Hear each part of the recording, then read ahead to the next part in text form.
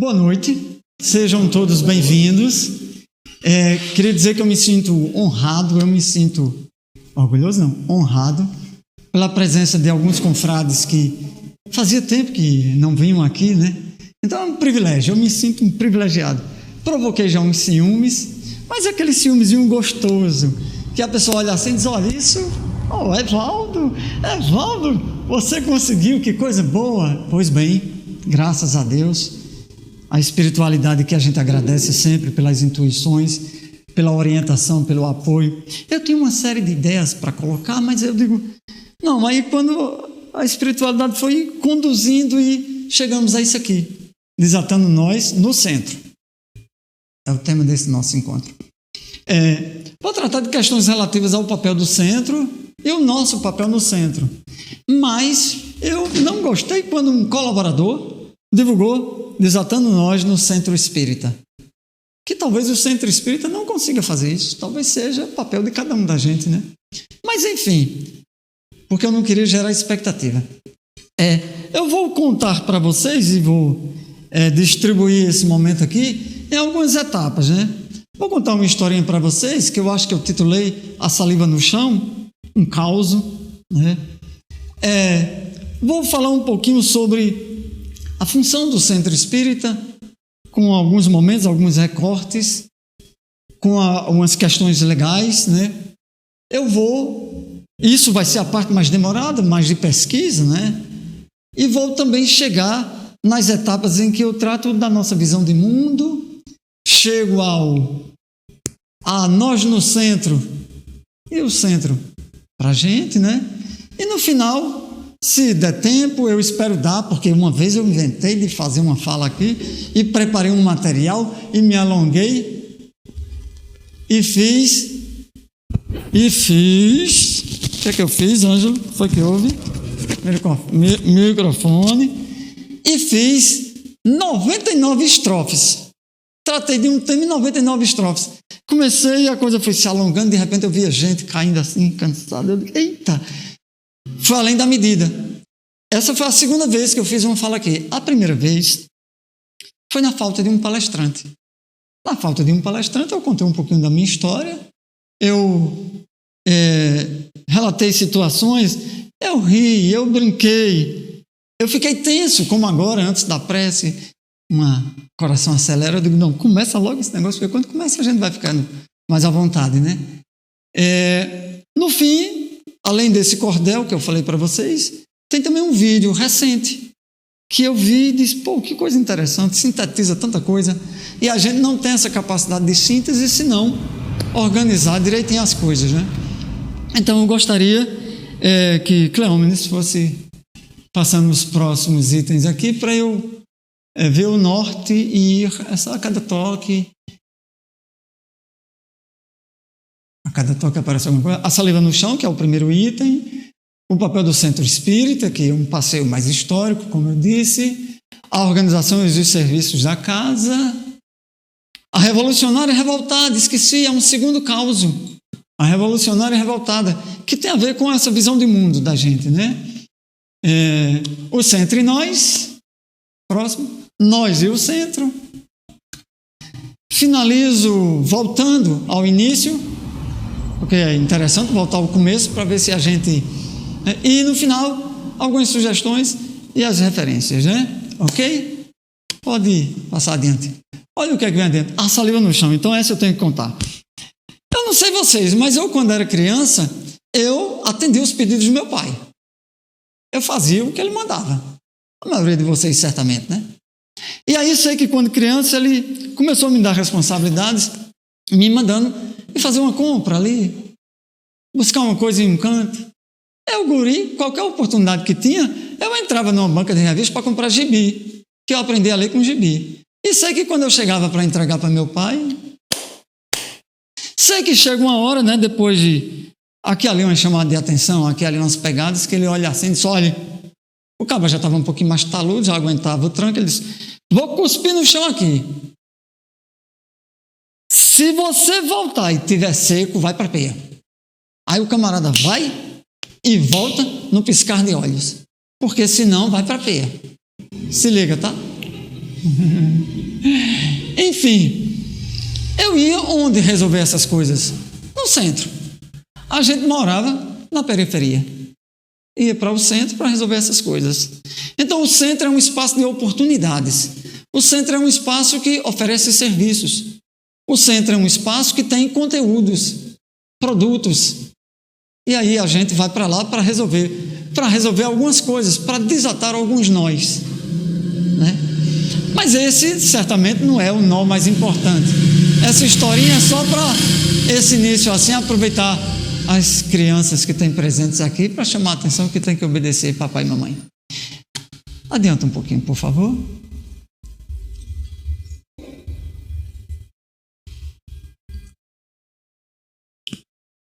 O papel do centro espírita. Todos nós já nos perguntamos, né? Qual será o papel do centro espírita? Para que serve? Para que serve, afinal, o centro espírita? Vocês já se perguntaram isso? Já? Adianta um pouquinho, por favor. É só, uma primeira citação que eu trago aqui. Se os espíritas soubessem o que é o centro espírita, quais são realmente sua função e significação, o espiritismo seria hoje o mais importante movimento cultural e espiritual do nosso planetinha. Vê de quem é? Elza sabe. Elzica? Dá mais um clique aí, Cleomens. J. Herculano Pires. Tradutor, jornalista, estudioso dos mais profundos, divulgador da doutrina espírita. Tenho conhecimento de causa para dizer isso.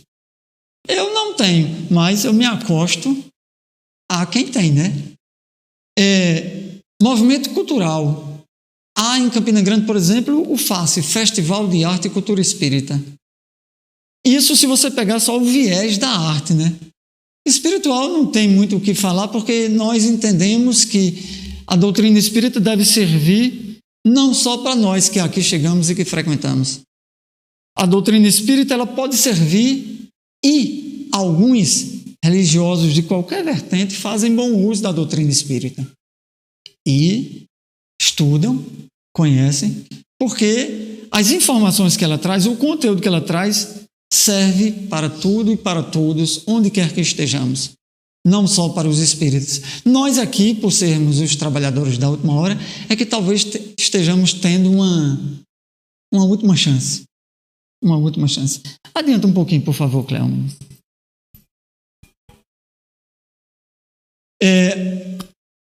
Considerando um pouquinho da história, os centros espíritas surgem essencialmente como exercício e compreensão da mediunidade, para servir para isso.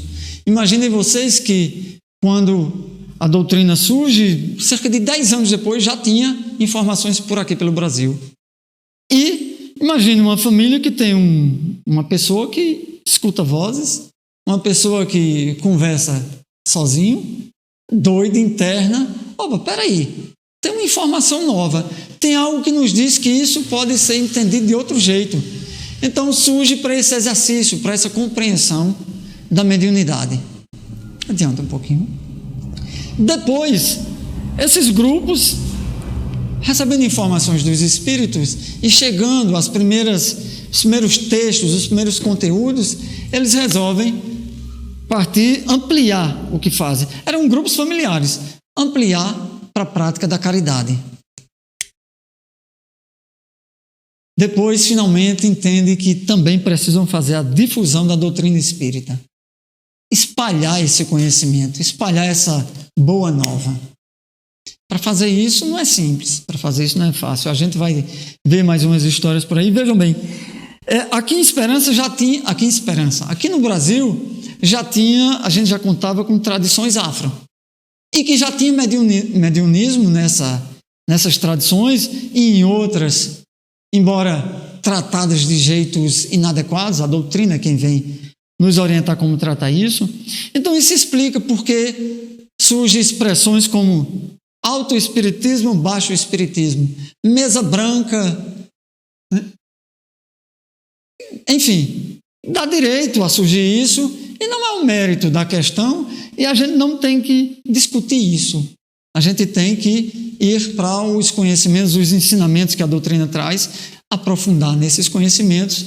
E detalhes, é kardecismo? Não. Se isso é só uma homenagem a Kardec, eu aceito você dizer. Mas não vamos discutir isso, não. Vamos ao que interessa, vamos aos conteúdos. Adianta um pouquinho. Então, ainda continuando com essa história do papel do centro espírita, que, como eu disse, nós vamos... precisa ter mais tempo aqui, né? Próximo. Zelar pela doutrina espírita. Zelar pela doutrina espírita. É sabido que tem muita coisa boa.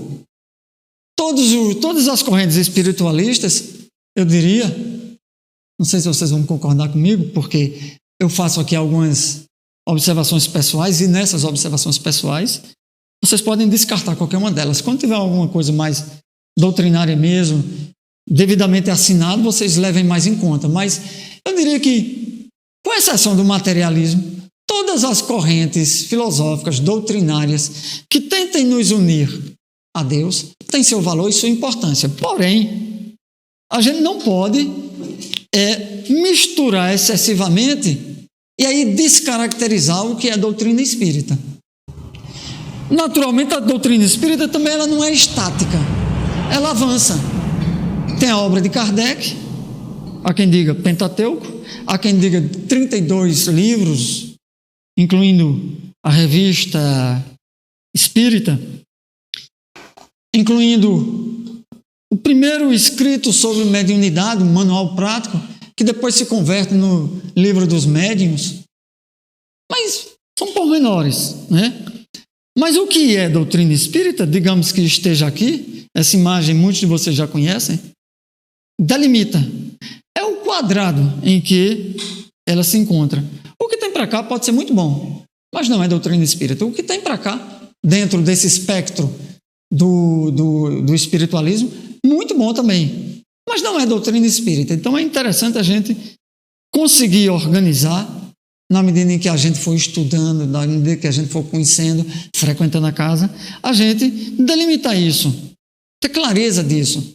Se não, para que a gente tenha entre nós assim uma facilidade, mas para conviver com os que não são, especialmente para conviver com os que não são, para que essas pessoas possam, em determinados momentos, entender, olha, a gente está junto em determinados pontos, mas está separado em outros, porque quando você se enquadra nessa ou naquela denominação, nessa ou naquela, seja religião, seja doutrina, seja filosofia, você pode se afirmar, eu sou espírita, eu sou católico, eu sou evangélico, eu sou testemunho de Jeová, eu sou mormon, enfim, adianta um pouquinho.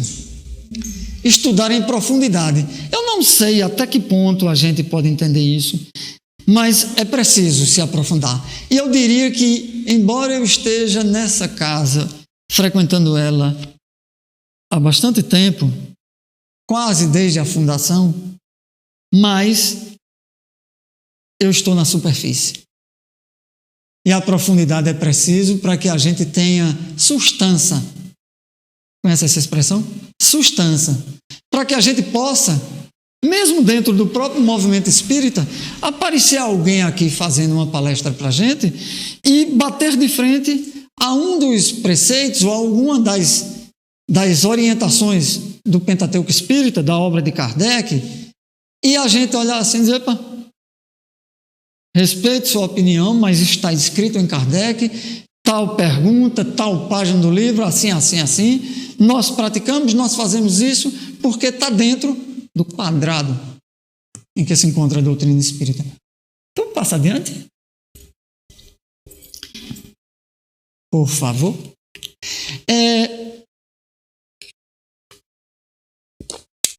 Uma vez por outra, a gente está aqui e a gente recebe palestrantes e a gente sabe que esse momento é mais de evangelização.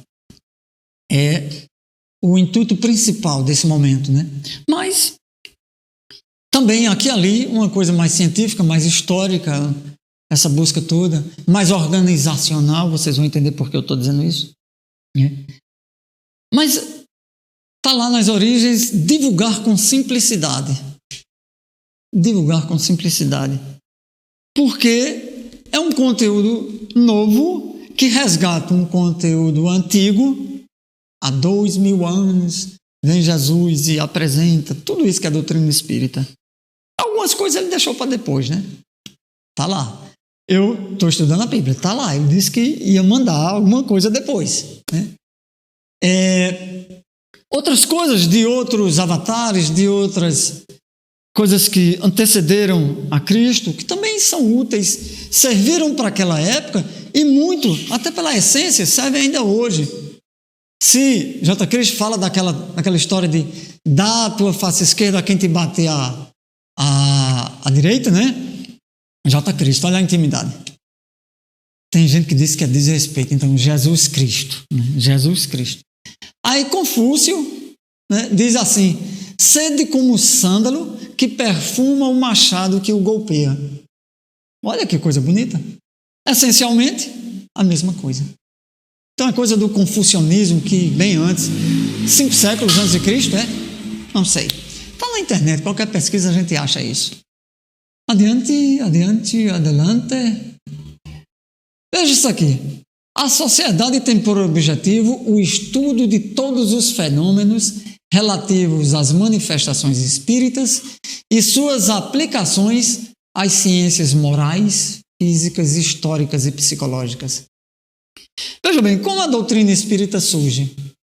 Surge de uma convocação, por assim dizer, de pessoas a um intelectual, a um estudioso, o professor Denisard Rivail, Hippolyte Denisard Rivail, né? Que viria a se chamar Kardec, e fenômenos que estouraram, pipocaram ao longo do planeta, mas com destaque para Estados Unidos e Europa, que eram os centros do mundo, né? A França em especial. Mesas girantes, Irmãs Fox recebendo comunicação, Hydesville. Então, tem uma série, uma tribo, umas comunidades que foi assentada junto de uma tribo indígena nos Estados Unidos, e de repente todo mundo daquela comunidade começou a falar o idioma daqueles índios. O que é que está vendo? Todo mundo mediunizado. Como é que o pessoal diz?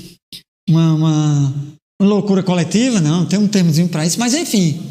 Aí, se surge, a partir desses fenômenos, né, Kardec vai estudar isso, então continue estudando. Isso é um indicativo de uma instituição, que Cleômenes já vai dar um toque para a gente ver quem é que diz isso, mas as aplicações do conhecimento que a gente passa a descobrir dessa relação do mundo físico com o mundo espiritual, ou do mundo material bruto com o mundo energético, o mundo sensível, né? Aí diz, sobre as ciências morais. O que é que a gente pode entender em ciências morais? Uma religião é uma ciência moral? Sobre as questões físicas. Ora, as mesas flutuavam. Está derrubando a lei da gravidade? Como uma cadeira ia flutuar, né? Históricas. Todos os fatos históricos que antecederam, bem como os que vieram depois, podem ser estudados e devem ser estudados e analisados à luz da doutrina espírita, dos ensinamentos e psicológicos, né? Pô, rapaz, a galera tudo sendo internado, feito doido. Já disse aqui, né? E outros fenômenos, outras interferências dos espíritos sobre nossas vidas, né?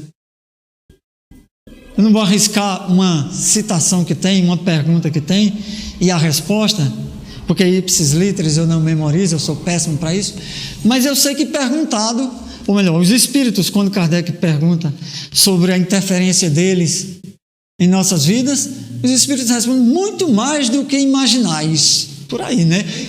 Que é todo filosófico, é todo no voz, né? Muito mais do que imaginais. Mas, na verdade, eles vos controlam.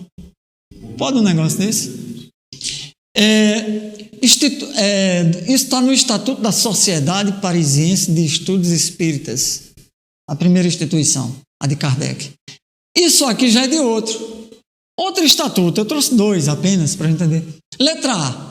Estudo, prática e divulgação da doutrina espírita como religião, filosofia e ciência, nos moldes da codificação de Kardec.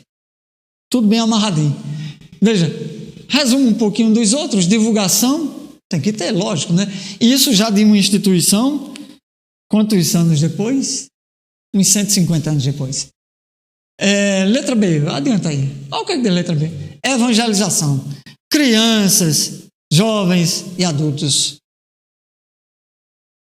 É papel das religiões evangelizar apenas? Não. Nós somos religião? Não. Do ponto de vista formal, não. Instituição, com templo, com hierarquia, com padrões, com vestimentas? Não. E aí essa palavra religião aí, alguns estudiosos atualmente estão fazendo mais uso de moral. Moral, filosofia e ciência. Letra C. O que é que diz a letra C que eu não me lembro, Cleómenes? Caridade e solidariedade. Prática de caridade e solidariedade. Gisele, uma das nossas colaboradoras, frequentadoras, trabalhadoras. Gisele tem levantado a tese de que a solidariedade é muito maior do que a caridade. Já estava no estatuto dessa instituição que eu me refiro aqui. A caridade é entendida como algo de cima para baixo. Eu tenho, eu te dou. A solidariedade já chama atenção para em pé de igualdade, uma relação mais de em pé de igualdade, né? De respeito nesse sentido. Letra D diz o quê? Aperfeiçoamento e uma vinculação federativa. Federativa, é interessante, guardem isso, porque existe uma federação brasileira, existe uma federação paraibana que congrega, que agrega as instituições espíritas, as casas, né? As associações, as sociedades, mas não é obrigatório.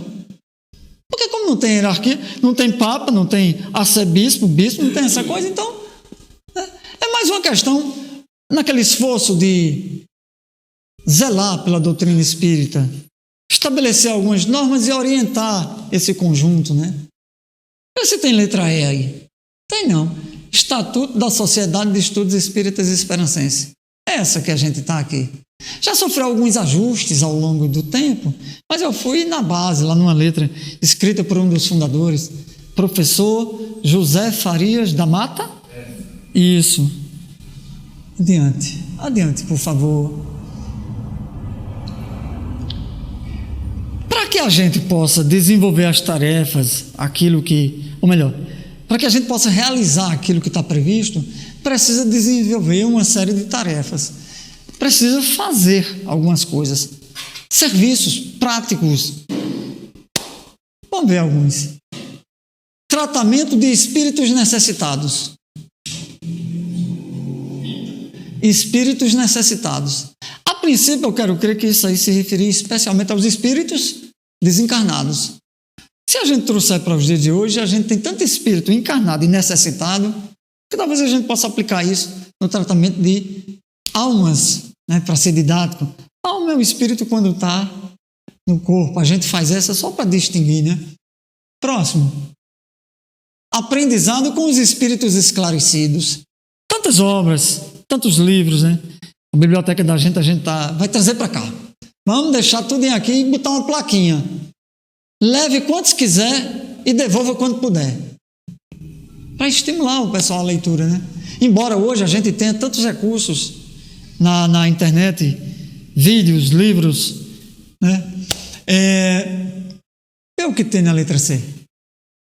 Ensinamento sistemático da doutrina espírita.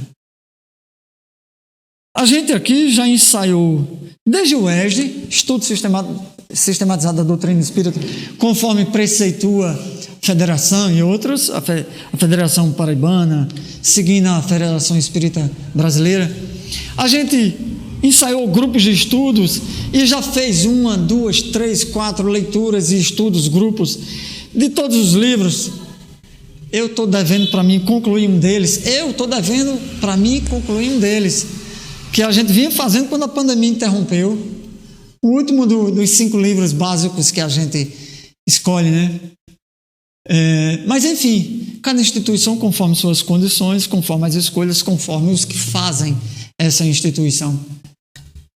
Ação social, material e moral para com os assistidos. Olha, minha gente, ação social, material.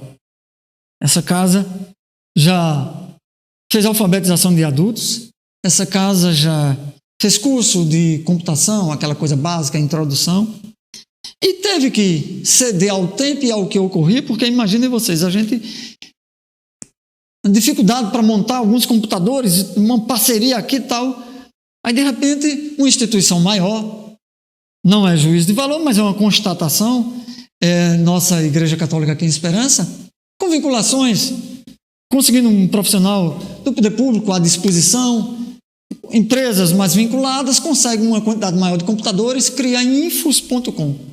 Excelente escola de computação na cidade.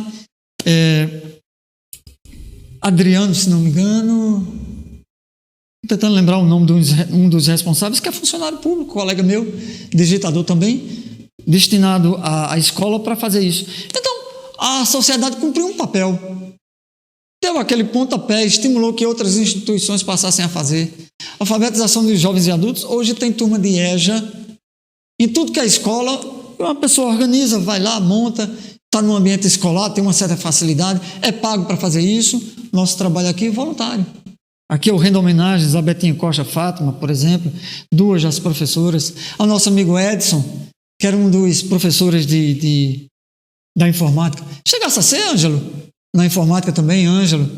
Eu estava chegando, eu não... Enfim. Maria Selma está em Portugal. Um abraço para Portugal. Um abraço para minha confreira. Então, moral. O Café com Jesus, a sopa, tem também a parte moral. Não é só a entrega da sopa e o pessoal vai embora. Não, tem uma conversa antes, tem uma palestra. Vamos para uma rodada aqui de temas evangélicos. E aí Elza, vez por outra, Elza, parabéns. Elza convida Evaldo e Evaldo diz, vou não, Elza. Vim uma vez eu vim falar para essas mães. Tem quantos anos já de sopão? Eu vim uma vez. O Café com Jesus tem evangelização, tem um trabalho voluntário, tem um monte de gente que se evangeliza enquanto evangeliza as crianças. Porque precisa dar aquela estudada, enfim. Ação material e moral com os assistidos. Adelante, meu companheiro. Consolação moral e terapêutica fluídica para alívio das dores. Consolação moral, o que a doutrina nos ensina. Quem já vem aqui há mais tempo sabe muito bem. A cada leitura, a cada reflexão que a gente faz, a cada evangelioterapia que a gente vivencia na terça-feira, Narciso, cadê tu? Narciso é o coordenador. E que as pessoas, quando ficam à vontade o suficiente, colocam o seu problema e é analisado do ponto de vista da doutrina espírita. O atendimento fraterno, individualizado, quando a pessoa ainda não está bem à vontade para falar para o grupo. O famoso passe, que conforme Kardec, passe magnético, magnetismo é uma coisa que se aplica de longa data aqui, com o tempo vem se aprimorando quando a gente vai estudar, conforme preconiza Kardec, o magnetismo com mais profundidade, e vai descobrindo, por exemplo, que a imposição de mãos é uma técnica. É uma técnica do magnetismo. É um item. É um aspecto, e tem vários outros aspectos. E que isso se dá. A água é fluidificada, preparada antes, pedido aqui a espiritualidade, e que a gente toma a água que leva para casa. Né? Enfim. Adelante, meu nobre companheiro. Agora baixou o espanhol, depois do sotaque da saudação para Maria Selma, né? Nós temos aqui mais uma consideração. Eu disse que é o item mais demorado, né? O Centro Espírita é, então, um núcleo de estudo com destaque. Eu coloco em negrito o estudo, o grifo é meu, como se diz, né? E cultivo das orientações da doutrina espírita, de auxílio e esclarecimento a encarnados e desencarnados. de trabalho e convivência fraterna, em que podemos difundir a mensagem do Espírito da Verdade para a humanidade e nos exercitar para a vivência do mundo melhor de amanhã, que estamos colaborando para construir desde já. Né? Convivência fraterna. Hoje muita gente não quer mais vir para o centro porque tem tudo na internet. Mas da nossa entrada aí, do acolhimento, ao modo pitaco que é dado durante as conversas, ao morão que a gente faz depois da palestra, depois da reunião, tudo isso é convivência e tudo isso é altamente enriquecedor. A gente tira muito proveito disso. O aprendizado e esse exercício que eu destaco ali é algo que me faz lembrar uma ocasião.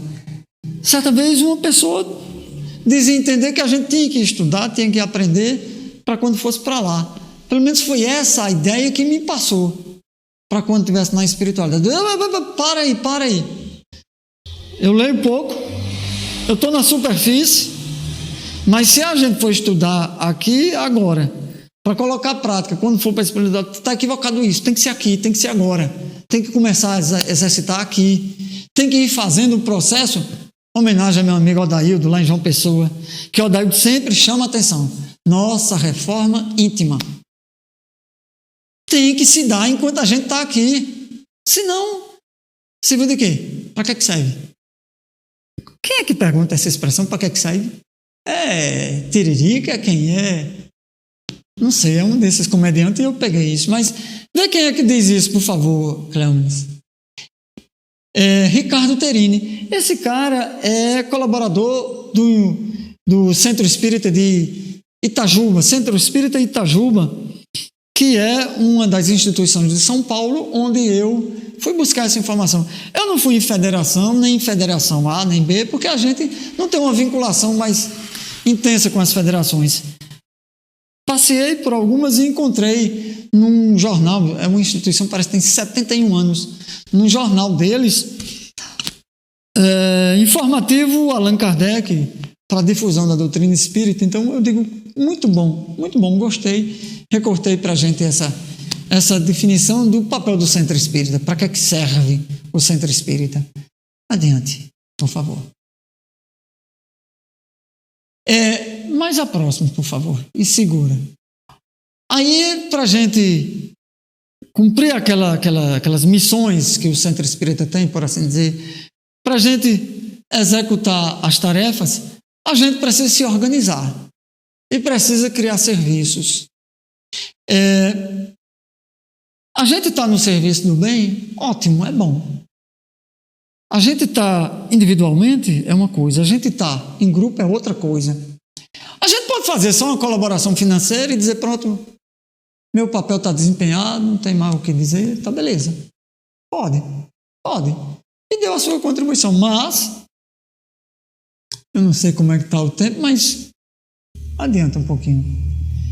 Voluntarismo acontece em todo instante, em todo canto, a pessoa vai lá, se voluntaria, faz um serviço e depois não tem maiores obrigações. Associativismo. Aí já criou uma associação, já tem um estatuto, já a coisa está legal, tem que ter sócio, tem que ter membros, tem que ter uma diretoria, tem que ter, né? Segue adiante. Núcleos e grupos de estudo. O núcleo de estudo pode ser formado, como nas origens, na casa de uma pessoa, em qualquer canto, no ambiente de trabalho, você tem uns colegas e decide, tem uma horinha vaga, vamos dar uma estudada? Pode. E pode também dentro das instituições. Mas não precisa ter um estatuto, mas se quiser pode ter. E aí vai caminhando para essa coisa do associativismo. Grupo de estudo, pode ter nome. Aqui já se fundou o GED. A Elza, por exemplo, já criou uns 3 ou 4. Sempre vinculado à casa de alguma forma. Faz um pouquinho, mas está dentro da casa e permanece. Próximo. Associações, federações, confederações. Como eu disse, né, no estatuto constando essa coisa de um vínculo com a federação, e a princípio a gente deve se vincular mesmo, a gente quer criar alguma coisa, a gente precisa ter um suporte. Associação ficam nas esferas mais municipais, federação é uma escala, né? Eu não sei se tem alguma confederação de espírito em algum canto, mas o fato é que tem uma escala assim, de proporções, que essa daqui associa os grupos no município, essa daqui associa os grupos nos estados, por assim dizer, por estado, e vai num processo. E um item que eu queria falar um pouquinho, presidencialismo. Ora, a gente tem uma sociedade que a gente tem um modelo de governo presidencialista e que é uma coisa híbrida e que não funciona direito, e que tem briga dos poderes e aquele caos, e o presidente faz uma coisa e chega outro de manso e outro faz outra coisa e tem pressão. Pô, isso na esfera nacional, mas vamos trazer para cá. Aí trazendo para cá, nas associações, eu sou ligado a algumas coisas de longa data. E aí, via de regra, e aí são considerações bem pessoais, leituras, observações que eu pude ver, que é o presidente fulano, então joga tudo nas costas dele, na carga dele e pronto. Fica todo mundo esperando por ele e fim de papo. Se ele não fizer, não anda. Se fizer, sabe? Nessa questão das associações, quando a Sociedade de Estudos Espíritas surge, já surge com uma característica um pouquinho mais moderna. Estava na transição entre um modelo que era uma diretoria simples e seus conselhos fiscal e, né? Já surge no momento em que é possível as instituições não governamentais pagarem para que pessoas executem essa parte. Aí você tem uma diretoria executiva, que é a que vai fazer o trabalho, e tem um conselho deliberativo, é o que tem poder de fato, é quem manda, e que tira e bota, e paga. Não é o caso daqui, mas já namorou com esse formato. Mas é lá, consta lá, está lá nos estatutos, e aí, via de regra, a gente não quer assumir nenhum encargo, porque exige um certo compromisso, exige uma dedicação a mais, exige burocracias, e minha gente, eu passei por algumas, e para vocês terem uma ideia, conheço mais de um caso. A gente fazia um trabalho independente, sem nada disso. Quando organizou, botou no papel, acabou, parou. Quando entrou o governo apoiando, engessou, acabou. Adianta um pouquinho. Agora nós chegamos a uma questão de visão de mundo. Adianta porque eu estou vendo que eu me prolonguei muito. Então, nós temos duas visões que a gente já tratou aqui, uma visão materialista e uma visão espiritualista. Se é materialista e acabou tudo aqui, perfeito. Vamos viver a nossa vidinha e vamos cumprir isso e está acabado. Não tem o que discutir, não. Deixa isso para lá. Visão espiritualista. Comentei alguma coisa das religiões, cada uma com suas características, com seus aspectos, né? Com os seus quadrados. Adianta. Aí, veja só, esses quadrados, eles ajudam a delimitar, a especificar. Até aqui é uma coisa, daqui para lá é outra. E aí, as religiões, as filosofias, as doutrinas, torcida de futebol. E aí a gente, quando está diante dessas situações, tem hora que a gente se comporta como torcida de futebol em alguns momentos, tem hora que a gente se comporta como religioso fanático, e aí a gente precisa, adiantando um pouquinho, entender que existe uma natureza das coisas e uns desafios para mudar. A gente pode ver esse mundo todinho como está aí e deixar. Fica o mundo do jeito que está e fim de papo. Mas você, tendo contato com um conteúdo desse da doutrina espírita, você vai deixar o mundo como está ou vai encarar os desafios para mudar? Essa primeira mudança íntima, primeira mudança de foro íntimo, pessoal. A reforma íntima que o Odaildo falava. Adianta uma negadinha, por favor. Vou ser breve. Eu, ligado aos movimentos sociais, aí eu fui para um evento no Museu de Arte Assis Chateaubriand, da UEPB, com aquela galera ligada e tal. E sei que no meio, lá passando sobre os problemas que deram origem ao Dia do Trabalho, a exploração do homem pelo homem, aquilo que levou alguns a acreditar que Deus era o ópio, a religião não, que a religião era o ópio da humanidade, que Deus não existia e tudo mais, enfim. Nesse ambiente que eu estava, e que eu já fazia uma leitura de mundo comprometida com as coisas do mundo, mas comprometido essencialmente com aquele, o meu irmão mais próximo, né? Aí grita uma pessoa de lá: manda os kardecistas explicar isso aqui. Era a cena de crianças no trabalho semi-escravo, da galera que fez a primeira greve, que gerou esse dia aqui, o Dia do Trabalhador, as mulheres que entraram em greve, matando gente, incendiando dentro de ambientes. Naquela época eu não entendia, não tinha um conhecimento da doutrina que tenho hoje, e aí de repente, o que é isso? Porque eu já tinha tido alguns contatos com a obra de Kardec, a partir de um amigo que pedia para que eu lesse para ele, pedia para eu entender, interpretar as passagens. Ele aprendeu a ler sozinho e me pedia isso. E aí eu digo: mas rapaz, peraí, vamos conhecer isso melhor. O que é que essa criatura está dizendo aqui? E aí foi quando eu disse: eu vou conhecer melhor esse tal de kardecismo, né?